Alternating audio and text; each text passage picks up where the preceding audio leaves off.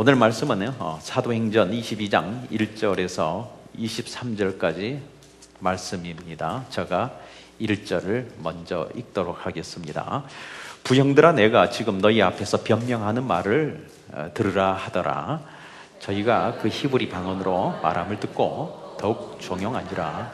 이어 가로되, 나는 유대인으로 길리기아 다소에서 났고 이성에서 자라 가멜리엘 문화에서 우리 조상의 율법에 엄한 교훈을 받았고 오늘 너희 모든 사람처럼 하나님께 대하여 열심하는 자라.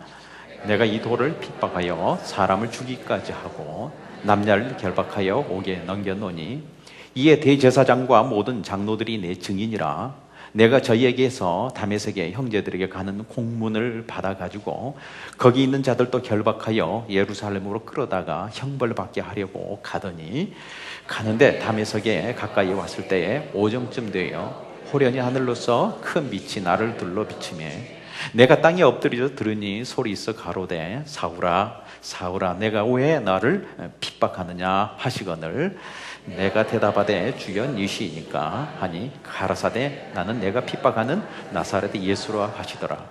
나와 함께 있는 사람들이 빛을 보면서도 나더러 말하시는 이의 소리를 듣지 못하더라. 내가 가로되 주여 무엇을 하리까? 주께서 가라사대 일어나 다메섹으로 들어가라. 정한 바 너희 모든 행할 것을 거기서 누가 이르리라 하시거늘 나는 그 빛의 광채를 인하여 볼 수 없게 되었으므로 나와 함께 있는 사람들의 손에 끌려 다메섹에 들여갔노라.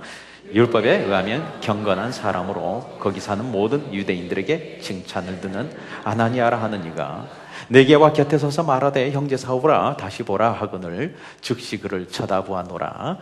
그가 또 가로되, 우리 조상들의 하나님이 너를 택하여 너로 하여금 자기 뜻을 알게 하시며 저 의인을 보게 하시고 그 입에서 나오는 음성을 듣게 하였으니 내가 그를 위하여 모든 사람 앞에서 너의 보고 들은 것에 증인이 되리라. 이제는 왜 주저하느냐? 일어나 주의 이름을 불러 세례를 받고 너희 죄를 씻으라 하더라. 후에 내가 예루살렘으로 돌아와서 성전에서 기도할 때 비몽 사몽간에 봄에 주께서 내게 말씀하시되 속히 예루살렘으로 나가라. 저희는 내가 내게 대하여 증거하는 말을 듣지 아니하리라 하시거늘 내가 말하기를 주여 내가 주 믿는 사람들을 가두고 또 회당에서 때리고 또 주의 증인 스데반의 피를 흘릴 적에 내가 곁에 서서 찬성하고 그 죽이는 사람들의 옷을 지킨 줄을 저희도 아나이다. 나더러 또 이르시되 떠나라. 내가 너를 멀리 이방인에게로 보내리라 하셨느니라. 이 말하는 것까지 듣다가 소리질러 가로되, 이러한 놈은 세상에 없이 하자. 살려둘 자가 아니라 하여 함께 할까요? 떠들며 옷을 벗어 던지고 티끌을 공중에 날리니.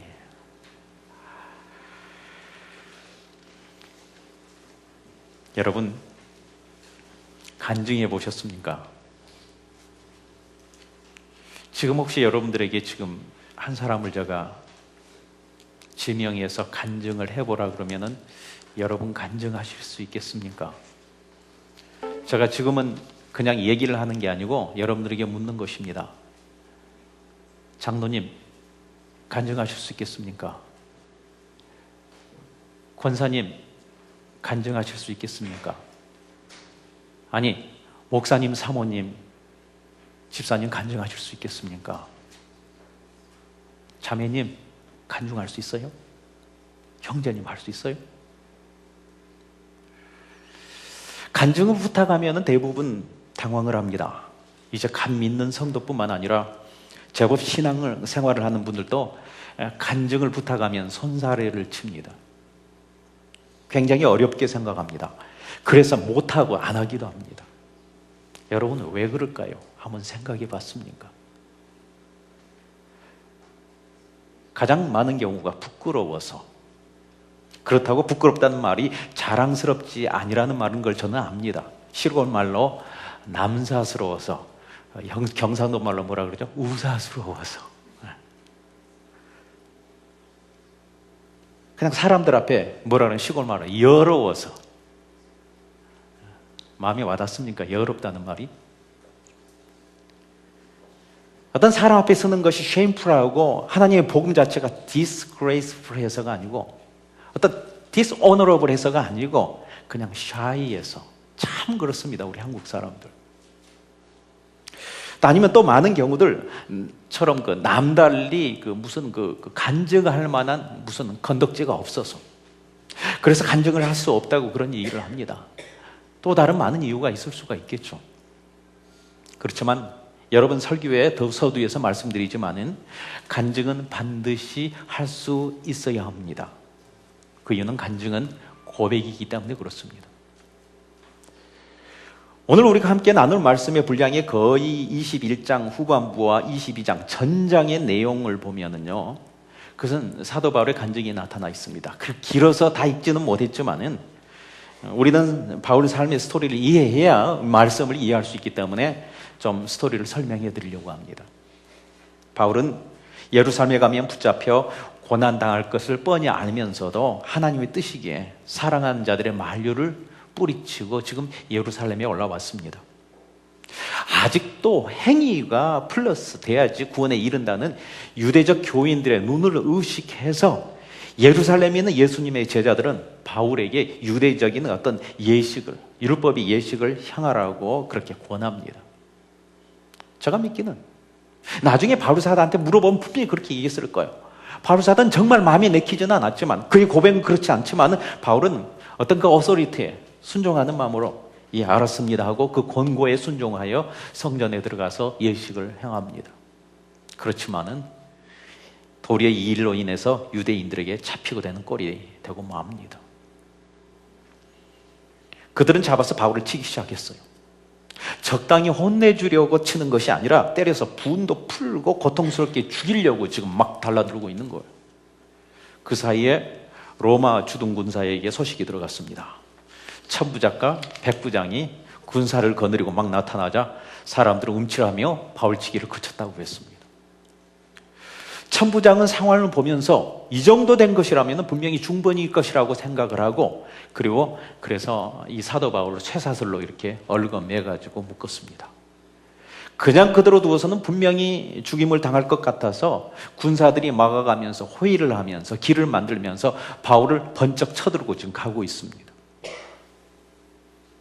바로 그때 바울이 헬라어로 천부장에게 얘기를 하고 있습니다. 천부장이 깜짝 놀라면서 네가 헬라어를 할 줄 아냐? 이때 바울 자신은 유대인이면서도 길리기아 다소성의 시민이라고 말을 하면서 백성들이 내가 말을 좀 할 수 있는 길을 주겠냐고 천부장에게 묻습니다. 보통 같으면 말도 안 먹힐 상황이죠.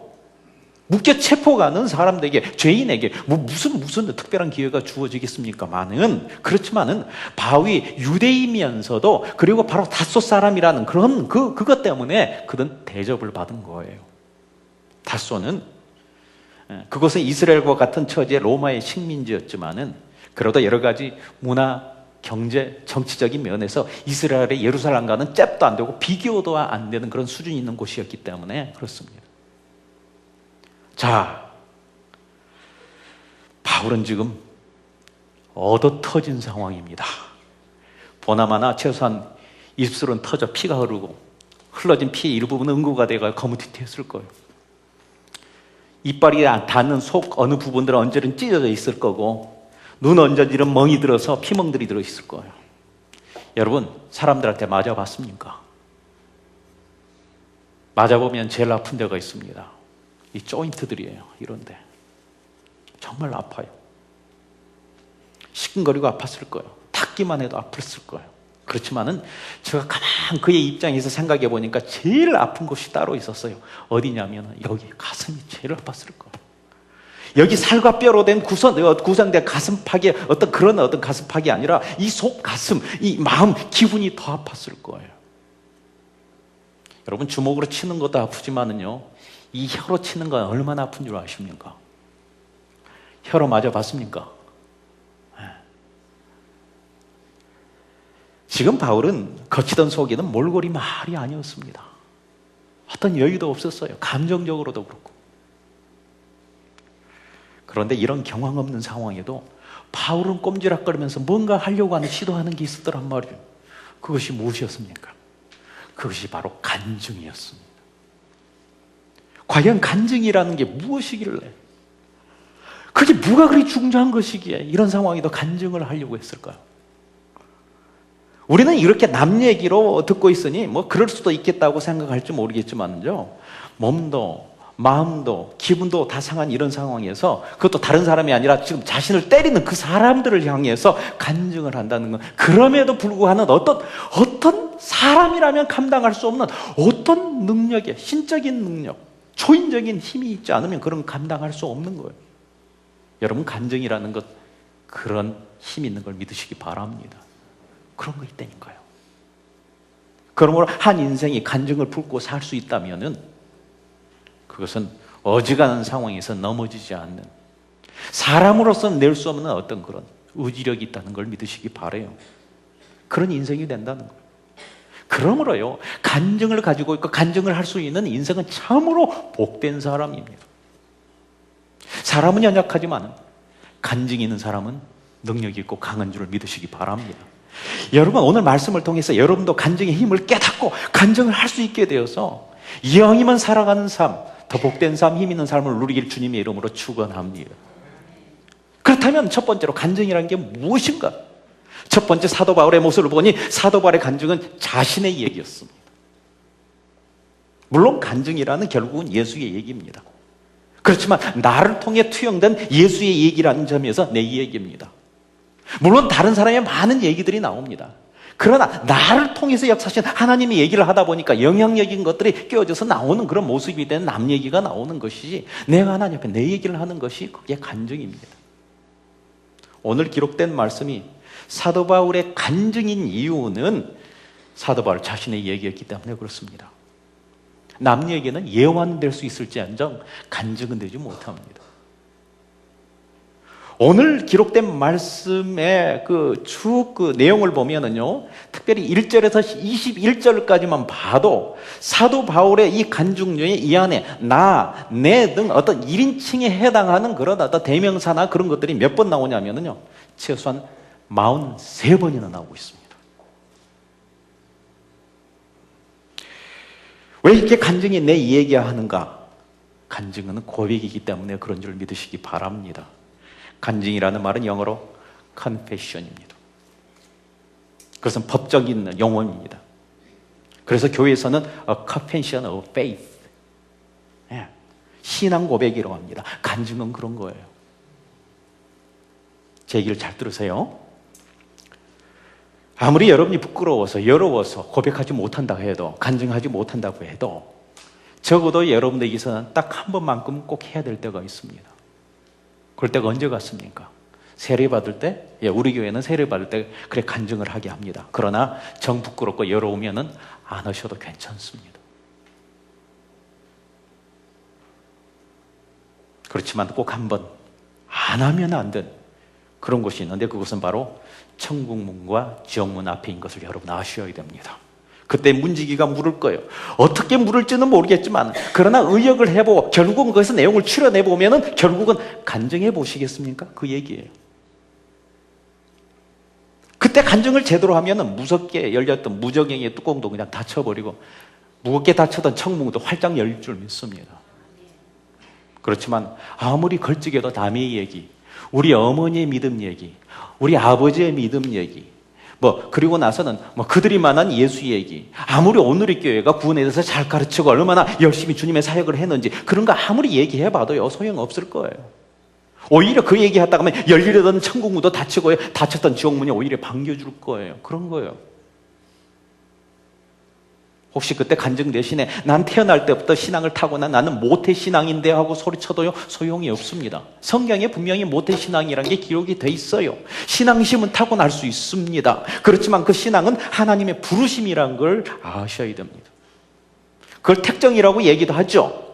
그 부르심을 어떤 교단은 거부할 수 없는 부르심이고, 어떤 교단이 이야기할 때는 그 부르심을 인격적으로 대답할 수 있는 그러한 어떤 부르심이라고 얘기하는데, 거부할 수 있었던 없었던 간에 중요한 것은 주님의 부르심에 응한 어떤 그 응한 경험을 얘기할 수 있는, 한 개인이 주님과의 만남의 경험을 얘기할 수 있는 그 고백만이, 그 간증만이 구원의 능력에 힘이 있다는 걸 믿으시기 바랍니다. 여러분은 간증하실 수 있어야 됩니다. 그렇지만 아직도 간증에 부담을 가지신 분은 다음에 두 번째 얘기를 들으면은 듣고 보면 아주 쉬울 수가 있습니다. 그렇다면 간증의 두 번째 특징이 무엇이었나? 간증이라는 것은 가감 없는 사실을 얘기하는 것입니다. 제가 군복무하고 있었을 때 참 고약한 고참을 제가 두고 있었어요. 제가 대신 연애 편지를 써줘야 하는 고참이었어요. 내가 편지를 다 쓰면은 자기가 검열을 하고 그렇게 마음에 들으면은요, 자기가 이렇게 붙였던 그런 편지예요. 남 얘기 쓰는 게 그렇게 어렵다는 걸 저는 그때부터 깨달았어요. 그런데 거기까지는 좋은데 문제는 그 양반이 두 여자를 사귀고 있었어요. 그래서 정말 저는 소설 써야 했어요. 소설은 그게 멋있고 훌륭하려면 복선이 있어야 되거든요. 참. 그러기 때문에 잘못 쓰면은요, 이게 변명도 해서야 됐어요. 그게 더 땀나는 일이었습니다. 그런데 어느 날 그 어려움으로부터, 그 일로부터 제가 해방이 되었습니다. 제가 양쪽 편지를 잘 써서 주었는데 그가 읽어보니까 마음이 들었거든요. 너무 익사이팅해가지고 너고 붙였는데 편지 봉투하고 내용하고 바꿔서 붙인 거예요. 난리가 났죠. 그때 깨달은 것이 있었습니다. 진실이 아닌 얘기는 참 힘들다. 남 얘기하고 사실이 아닌 소설은 앞뒤가 맞지 않은 알리바이를 형성해야 되고 뭐 하나 수정을 하려면 거기에 따른 온갖 수정이 같이 필요하기 때문에 머리가 보통 똑똑하지 않으면 할 수 없는 것입니다. 똑똑해야 돼요. 아주 잘나야지 할 수 있는 거예요. 그러나 간증은 내가 경험한 사실이기 때문에 만들 필요가 없습니다. 수정할 필요도 없습니다. 다른 데 신경 쓸 필요도 없습니다. 그냥 술술술 내가 하는 일을 그냥 사실 얘기만 되는 것이 간증입니다. 그렇기 때문에 쉽습니다. 물론 어떤 사람은 간증을 좀 극대화하기 위해서 자꾸 뭘 좀 붙이고 가공을 합니다만은 별로 바람직한 일이 아닙니다. 벌써 그렇게 하기 시작하면은 간증이 복잡해지고 꼬이고 힘들어집니다.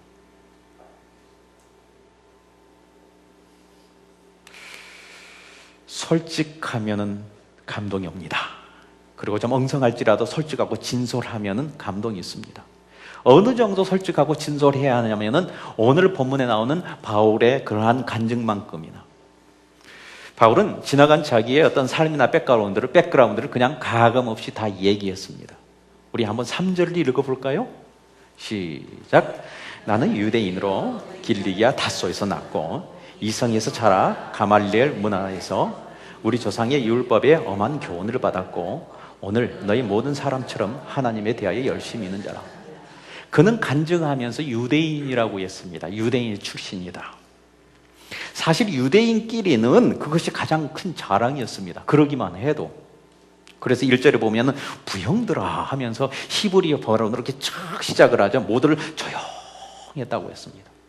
왜냐하면 유대인에게 있어서 유대인이라는 것은 민족적인 최고의 자부심이 있겠기는 그렇습니다. 그래서 나중에 시오니즘으로 잘못된 어떤 자부심으로 나갈 정도로 그것은 그랬어요. 그리고선 또 뭐라고 얘기하냐면은 나는 유대인으로서 길리기아 다소에서 났고 하고 얘기합니다. 그 당시 길리기아 지방의 다소성은요, 중요한 요충지로 그리스 문명과 교육의 영향으로 알렉산드리아와 아테네에 버금가는 그런 도시였습니다. 직접 생활의 중심지도 했습니다. 그것에 산다는 자체만 해도 그것은 오우하고 사람들이 먹고 들어갈수록 내세울 수 있는 그런 장소였습니다. 그리고 또 뭐라고 했는 줄 아십니까? 가말리엘 문화생이라고 했습니다. 가말리엘 문화생이란 말은 오늘날 같으면 최고의 명문 사립대입니다. 최고. 오늘날 미국 서부의 명문대학이나 동부의 아이비 리그보다도 훨씬 더 나은, 더 희소성이 있는 교육기관이었습니다. 이론뿐만 아니라 여호와의 신앙이 철저하고 열심히 있는 자들이 바로 가말리엘 문화생이었습니다. 여러분, 바울은 자기의 자랑할 만한 것도 다 가감없이 이렇게 얘기할 수 있었어요. 그가 교만하거나 자랑하고자 하거나 구부러진 마음을 가지고 이렇게 얘기한 게 아니었는데도 자기의 잘난 것도 가감없이 이렇게 얘기를 다 했습니다. 왜냐하면 간증은 가감하지 않고 얘기하는 것이기 때문에 그렇습니다. 뿐만 아니라 오늘 본문 4절과 6절에 보면 바울은 그 부끄러운 면도 가감없이 얘기했습니다. 선한 자를 옥에 가두고 포악했고 자행했고 살인하는 데 앞장섰고 왜냐하면 그것이 간증이기 때문에 그렇습니다. 여러분, 적어도 우리가 간증이 간증다울 수 있으려면은 간증을 하는 자나 간증을 듣는 자가 동시에 이런 가감하지 않고 듣고 얘기할 수 있는 어떤 자유함과 다이나믹스가 있어야 됩니다. 간증을 좀 하다 보면은, 그러다가 좀 잘한 것을 말하면은 자기 내세운다고 손가락질하고, 걸핏하면 잘난 척 한다고, 시험 들고 하나님 영광 가리운다고, 뭐 자기 영광 차지한다고 야단치지 마세요. 어디서 얻어 들은 것은 너무 많아가지고 말을 너무 잘해요. 그러니까 사람들은 간증하기를 부담스러워합니다. 열심히 노력들 해서 좋은 학예와 그런 좋은 직장을 가진 들이 있으면 인정해야죠. 그냥 됩니까? 부자가 다 도둑질만 해가지고 그래 됐습니까? 손가락질 하지 마세요. 쉬운 일 아니에요. 인정해야죠. 잘난 것은. 좋은 학교 나왔으니까, 그 학교 나왔으니까 이 얘기하는 거죠. 꼭 가방끈 자랑한다고 뒤에서 그렇게 하지 마세요. 그러는 거 아니에요. 인정하건 인정해야죠. 맞습니까? 네. 그런 마음들이 있어야 됩니다. 그리고 과감하게 자신의 잘못과 실수를 얘기해도 용서하고 이해하고 받아주는 그런 분위기가 있어야죠. 들을 때는 맞아요. 그래, 얼마나 고생했어요. 내가 이해합니다. 동감합니다 하고 그런 척 하다가 뒤에서는 수군거리면서 저 사람하고 사귀지 마. 저 사람한테 돈 빌려주지 마.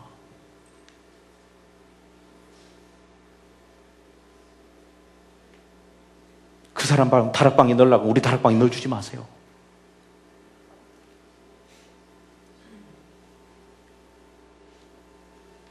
이렇게 수군거리면 과연 누가 간증할 수 있겠어요? 어느 누가?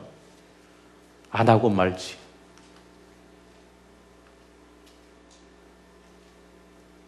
사람들이 간증을 간증대로 할 줄 못하는 것은 자기가 거짓말하고 싶고 구부리기보다도 그런 분위기가 안 되니까 더 안 되는 거예요. 덕이라는 명목하에 사단하게 잘 놀아나는 교회들의 모습들입니다. 간증에 있어서 잘난 것과 못난 것, 아픔과 기쁨, 성공과 실패는 날아간 새의 나의 양날개입니다. 거의 날개 잘라버리면 뭘로 나르란 말이에요. 한쪽 날개만 가지고 어떻게 나르라는 말이에요. 어떻게 간증이 살아날 수가 있겠습니까? 그렇죠. 여러분, 군뱅이도요, 궁굴재주가 있다 그래요. 사람마다 다 재주 있고 잘난 점, 못한 점이 있습니다. 이것은 이런 장단점은요, 장기 줄 때에 포와 장과 같은 거예요. 포 띄고 장 띄면 뭐 가지고 장기 두라는 거예요.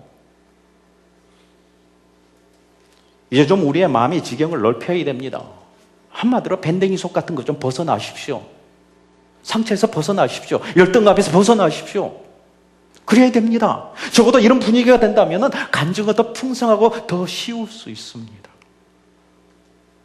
그러길 주님의 이름으로 축원합니다. 네. 여러분, 사실은 바울은 말더듬이었어요. 그게 참 저에게 위로가 됩니다. 제가 원래 말더듬이었거든요. 그런 글은 잘 썼지만은요, 그럼에도 불구하고 가른 말에는 이렇게 졸했다 그랬어요. 그럼에도 불구하고 바울의 간증이 명연설이 되고 설교가 되고 뭔가 터치가 되었다는 것은 자기가 경험한 걸 진솔하고 솔직하게 얘기할 수 있던 그런 담력이 있었기 때문에 그래요. 베드로도 그런 사람이었었어요. 그런 글도 못 쓰고 글도 못 읽는 사람이었었어요. 그렇지만 그 간증이 오히려 단순하고 솔직했기 때문에, 획이 굵었기 때문에 거침없는 하나님의 역사가 나타난 거예요. 좀 그렇게 상대의 편을 받아줄 수 있는 어떤 다이나믹스, 너그러움이 좀 있었으면 좋겠어요. 그저 말씀을 그냥 가지고 조목조목 잣대를 대가지고 그렇게 하면 그게 어떻게 해야 되는 거예요? 받아들여야죠. 좀 그런 너그러운 분위기가 우리 교회에서 일어나기를 소원합니다. 한 발자국이라도. 그럼 누구든지 간증 잘할 수 있어요. 누구든지 할 수 있습니다. 자, 세 번째로 바울의 간증에는요, 영향력이 있었습니다. 다시 말하면 반응이 있었습니다.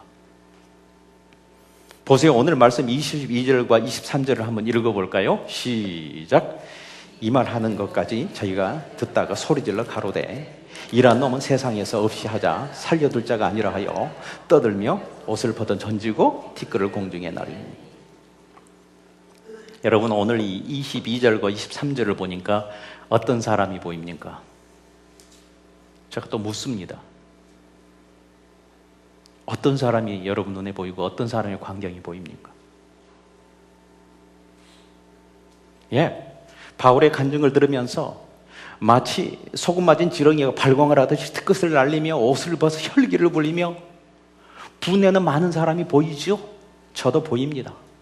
그렇지만 그런 사람이 다른 사람은 안 보입니까? 저는 말씀을 준비한 동안에 그 난동을 부리는 사람들 사이에서 이런 사람도 보이더라고요. 그래도 내 생각에는 저 바울의 간증이 맞는 것 같은데 사람들은 왜 저럴까 하면서 좋은 도전을 받은 사람이 제 눈에는 보이더라고요. 소수였을지라도 분명히 있었을 것입니다. 곳곳에 참신한 영향을 받은 사람들이 분명히 있었을 것입니다. 바울의 눈에도 그게 보였을 거예요. 상황이 험해서 그때는 조용할 수밖에 없었지만은 나중 나에게 기회가 되면 나도 복음을 저하는 똑같은 간증을 나도 하리라고 다짐하면서 거룩한 의분을 참으면서 바울을 바라보는 그런 사람이 분명히 있었을 거예요. 아니, 있었습니다. 그 사람들의 눈과 바울의 시선이 이렇게 마주치면은 뭔가 거룩하고 소망적인 공감이 있었고 위로가 있었고 분명히 그런 사람들이 있었어요. 여러분도 그런 영안들이 있고 그런 모습들을, 그런 사람을 볼 수 있는 눈이 있기를 주님의 이름으로 축원합니다. 적어도 복음을 전하는 우리에게 있어서 이런 시각과 시력이 필요합니다. 이런 시력이 없다면요, 일하다가 낙심할 수밖에 없어서 아무 일도 할 수 없습니다. 육신으로 눈을 바라보다가 모두가 반대자만 보여서 낙심한 엘리야에게 하나님은 이런 말씀하셨습니다. 바알에게 무릎 꿇지 않고 너를 격려하고 칭찬하고 너를 성원하고 있는 7,000명의 사람을 볼 수 있는 눈을 가져라. 왜냐하면 있기 때문에. 우리에게도 그런 동일한 시각, 시력이 필요합니다. 회복하십시오. 여러분이 지금 하고 있는 선한 일에 격려를 하고 공감을 하고 그리고 감사하는 사람이 많다는 걸 아시기 바랍니다. 그거 믿으십시오. 바울에게는 그런 영적인 내공이 있었어요. 그게 내공이에요. 그런 어떤 시각이 있었어요. 그런데 여러분, 바울의 간증의 영향력은 거기서만 머물렀을까요? 여러분, 지금 많은 사람이 미쳐 날뛰임도요, 그 사실도요, 그런 현상도 일단은 바울의 간증의 영향력이었다는 걸 아시기 바랍니다. 하나님의 말씀은 심령 골수를 쪼개기까지 하고 관찰하기까지 하는데 지금 바울의 말씀을 통해서 하나님의 말씀을 듣는 자가 얼마나 그 말씀을 통해 가지고 수술받고 그래서 얼마나 힘들었을까요? 얼마나 아팠을까요? 영향이 있죠. 얼마나 통증이 많았을까요? 그래서 지금 저렇게 난리지만은 그 자체가 바울의 간증에 영향력을 받았다는 증거 아니겠어요? 그렇게 생각되십니까? 그렇죠. 지금은 자신의 생각과 너무 달라서 당장 받아들일 수는 없지만은 그러나 시간이 지나고 어떤 하나님의 in his time, 어떤 하나님의 기회가 이때가 이르면은 그들이 들었던 바울의 간증이 어떤 클릭이 되고 선하게 작용하여 후회하고 회개하며 통곡하고 돌아올 자가 많거든요. 바울의 눈에는 그게 보였습니다. 분명히 보였습니다. 적어도 바울이라면 그 점을 볼 수 있는 사람입니다. 왜냐하면 자신도 똑같이 그렇기 때문에, 그런 간증과 경험이 있기 때문에 전에 스데반에 간증할 때 자기도 똑같이 먼지 날리며 옷을 벗어 던지며 손동이 앞장섰던 그런 전과자였기 때문에 그것이 바울에게 대해서 체험되고 간증된 어떤 라이프였기 때문에 바울의 간증이 영적이라 그래서, 여러분, 바울은요 자기가 영적이라 그래서 한순간에 하늘에서 그냥 간증이 툭 떨어진 거 아니에요. 예수 그리스도의 간증이 스데반의 간증이 되었고 스데반의 간증이 사도 바울의 간증을 낳은 것을 믿으시기 바랍니다. 지금도 그 이어받은 사도 바울의 간증을 통해서 수많은 간증자들이 생겨나고 있는 거예요. 간증은 또 다른 간증을 낳는 영향력이 있습니다. 사실 이 성경이 무엇인가요? 다 사람들의 얘기입니다. 하나님이 얘기지만 그래도 사람 가운데 역사간 하나님의 생생함에 감동하는 어떤 간증의 얘기들입니다. 그 간증의 영향력이 말씀의 능력인 것을 아셔야 됩니다. 고고학자 헉슬레이 교수가 있었습니다. 고고학자가 참 믿음 갖기 힘드는데, 그래서 유명한 불신자였습니다. 어느 날 아침 그는 조수에게 물었습니다. 자네 오늘도 교회 가는가? 예, 그렇습니다. 그러면 오늘 내게 종교에 대해서, 자네가 믿는 종교에 대해서 좀 얘기해 줄 수 있겠는가? 조수는 몸둘 바를 몰라 했습니다. 그거 못합니다. 저는 교수님과 토의할 그런 어떤 능력이 되지 않습니다. 어떤 논쟁을 할 수 있는 그런 실력이 못 됩니다. 그러자 토의를 하자는 게 아닐세. 그냥 당신이 항시하고 있는 그 라이프가, 그 삶이, 종교가 자네에게 어떤 영향을 주는지 그냥 말만 좀 해줬으면 좋겠네. 그래서 조수는 그리스도가 자기가 어떻게 하였는지, 어떻게 만났는지 차근차근 사실대로 그냥 얘기했습니다. 조수의 말을 듣고 있는 그 교수의 두 눈에 눈물이 흘러내렸습니다. 뭐라고 한 줄 아십니까? 내가 만일 자네 같은 경험을 할 수 있다면 내 오른손이라도 기쁘게 자르겠네. 사랑하는 여러분, 간증할 수 있습니까? 미루지 말고 간증을 준비했으면 좋겠습니다. 오늘 밤이 지나간 삶에 하나님 안에서 한번 그 스토리를 정리해 보십시오. 그리고 그것을 묵상하고 기도하십시오. 할 수만 있으면 그것을 한번 적어 보십시오. 그리고 그것을 나눠 보십시오. 할 수만 있거든 다락방 모임에서 여러분의 간증을 나눠 보십시오. 왜냐하면 간증은 다른 사람의 간증을 낳아서 다른 사람을 세우기도 하지만은 자신을 세우기도 하기 때문에 그렇습니다. 그래서 공동체에 힘을 주고 공동체를 부흥케 하며 하나님을 기쁘시게 합니다. 보싱탕용 개를 키우는 데서 그 개를 갓나게 키우는 방법이 있다고 합니다. 잔인하지만은 새끼개 때 젓가락으로 새끼개의 귀를 쑤셔서 고막을 터뜨리는 일입니다. 그렇게 하고 있습니다. 그렇게 하면은 빠른 시간에 갓나가게 보신탕감 개로 커지게 됩니다. 왜냐면 안 들리기 때문에 짖지도 않고 다른 데 신경 쓰지도 않고 그저 먹고 자고 먹고 자고 먹고 자고 놀고 해서 크는 데만 집중한다고 합니다. 여러분, 여러분의 자녀들을 세상에서 갓나간 자로 키우기 위해서 복음으로 길을 막아놓는 어떤 그런 여러분들이 아닙니까?